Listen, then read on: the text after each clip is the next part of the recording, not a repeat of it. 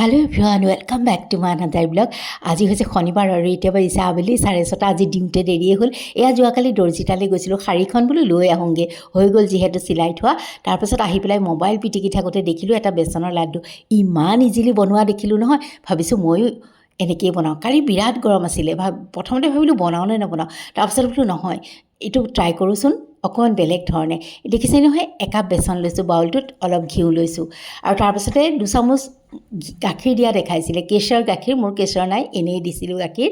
কিন্তু কি হ'ল জানেনে, মোৰ গাখীৰ দিয়াৰ পৰিমাণটো অকণমান বেছি হ'ল। আৰু তাৰপাছতে মই চাহ চামুচেৰে 2 চামুচ দিব লাগিছিল, মই ডাঙৰ চামুচে পাতেৰে 2 চামুচ দিলোঁ। তাৰপাছতে এইখিনি ধুনীয়াকৈ মোহাৰি শুকুৱাই পেলোৱাৰ পাছত চালনীখনেৰে চালিব দিছিল। মোৰ অকণমান যিহেতু গাখীৰ বেছি হ'ল, সেইকাৰণে চালা নগ'লে, ভালকৈ সৰকি নপৰিলে। তাৰপাছতে মই তেনেকৈয়ে অকণমান বেছিকৈ মোহাৰি পেলাই, এয়া চাওকচোন, এয়া হৈ যোৱাৰ পাছত মানে গুড়াগুড়ি হৈ যোৱাৰ পাছত লাড্ডু লাড্ডু হৈ নাথাকে আৰু তেনেকুৱাত মই দি দিলোঁ কেৰাহীটোত, গৰম কেৰাহীটোত। আৰু অকণমান পাছত মই ঘিউ দিছোঁ দেই। মই প্ৰথম তাত কিন্তু ঘিউ দিয়া দেখুওৱা নাছিলে, পিছত মইহে অকণমান দি দিলোঁ। আৰু এয়া ভাজোঁতে একে ৰঙা হৈ গ'লগৈ, কিন্তু গোন্ধটো ইমান ধুনীয়া আহিছে নহয় ঘিউ আৰু বেচনৰ।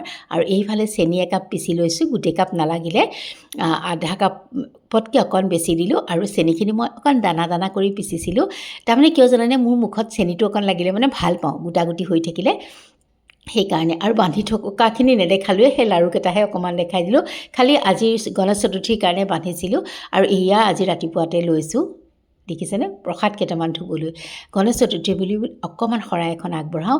আৰু এয়া শৰাইখন মই সজাই লৈছোঁ। আৰু ইফালে এওঁৰো যা যোগাৰ কৰি আছোঁ। এওঁ আজি ৰাতিপুৱাতে যাব গুৱাহাটীৰ বাহিৰলৈ, গতিকে এওঁৰ খোৱাৰ যা যোগাৰ কৰিছোঁ।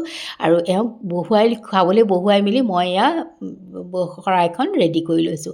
আৰু তাৰপাছত ব'লক এওঁক পঠিয়াই লওঁ। আৰু এওঁ আজি গ'লেহে ময়ো আজৰি হ'ম।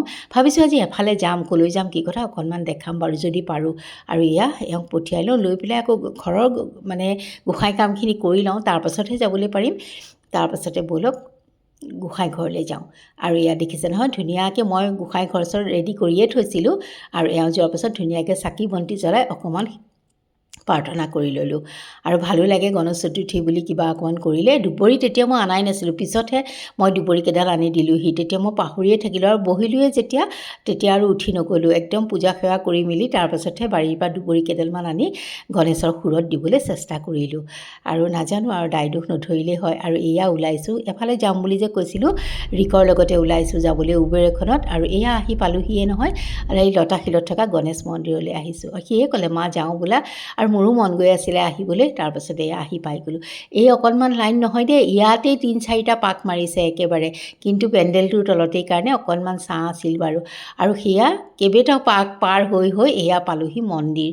আৰু মন্দিৰ যেতিয়া দৰ্শন কৰিছিলোঁ ইমান ভাল লাগিছিলে, মানে প্ৰাৰ্থনা হৈ আছিলে, দবা কাহ যে বাজি থাকে, শংখ ঘণ্টা, ইমান ভাল লাগি যায়। তাৰপাছত আহি চৰবত গাটো ধুয়ে আৰু চকৰি গিলাচ আইতাক দি আহিবা আৰু নিজেও খোৱাহি গিলাচ। মন্দিৰৰ পৰা আহি পুনৰ গাটো তিয়াই লৈ এয়া চৰবত, নেমু চৰবত, গাটো ঠাণ্ডা পেলাই লওঁ। তাৰপিছত গোঁসাই ঘৰত যে দি গৈছিলোঁ শৰাইখন, সেইখন ভাঙি খাই ল'লোঁ। এয়া দেখিছেনে, ঔটেঙা কাটি থোৱাই আছিলে, ঔটেঙাৰ এখন কাৰী বনাইছোঁ, টেঙা জ্বলা মিঠাকৈ, ইমান ভাল লাগিল ভাতকেইটা খাই। এখন চালাড আৰু কিবাকিবি ভাজি চাজি আছিলেই। আৰু এয়া দেখিছেনে, ৰিয়াই তাইৰ পিজিত ধুনীয়াকৈ পূজা সেৱা কৰি লৈছে। আৰু তেন্তে আজিলৈ আহোঁ।